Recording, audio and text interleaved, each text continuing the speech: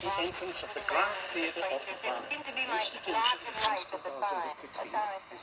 So this is Radio Havana Cuba 6000 kHz, and I'm using the MLA30 active loop antenna. Grundig G5 is going well with this.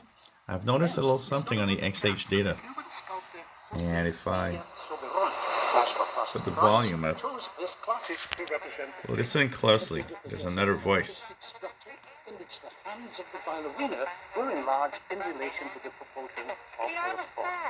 On one occasion, when Alicia visited the sculpture workshop at the Higher Institute of Art, And I noticed that, he explained to Alicia, you are always very so you hear the other voice, there's a very strong station on 5920.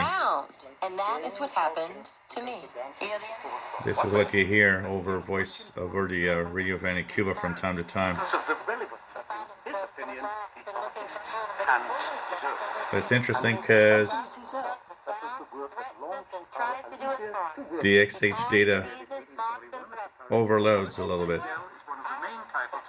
Yet the if I put the same Radio Havana Cuba signal on the G5, even though that same signal is there on 5920, there's no overloading on this one. Recognized with important international decorations, she was always faithful to her Cuban roots. Saying goodbye to prima ballerina Absoluta in the Greek theater of the Havana that was her home, the words of city historian Eusebio Leal are ratified once more when the statue was in. So this is interesting because it's the became a tribute by the Cuban nation. the first case of overloading I see on the XHDATA, and it's kind of interesting to it is interesting to see that the Grundig G5 is immune to this.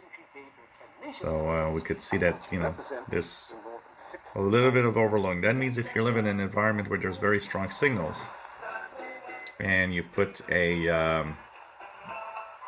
you know, an outdoor antenna, it's not impossible that XHDATA might actually overload, because it has actually overloaded. As you see, the signal on 5920 needs to be really strong for that to happen. Right now it's not happening.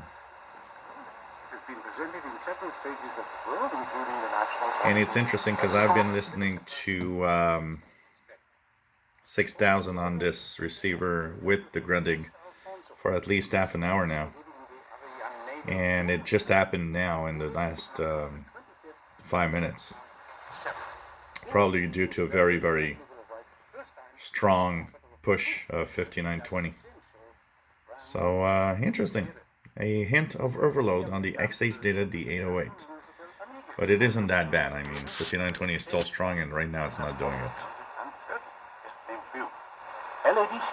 But that also means that, you know, if you ever get very strong signals around you, the XHDATA seems to be a little easier to overload.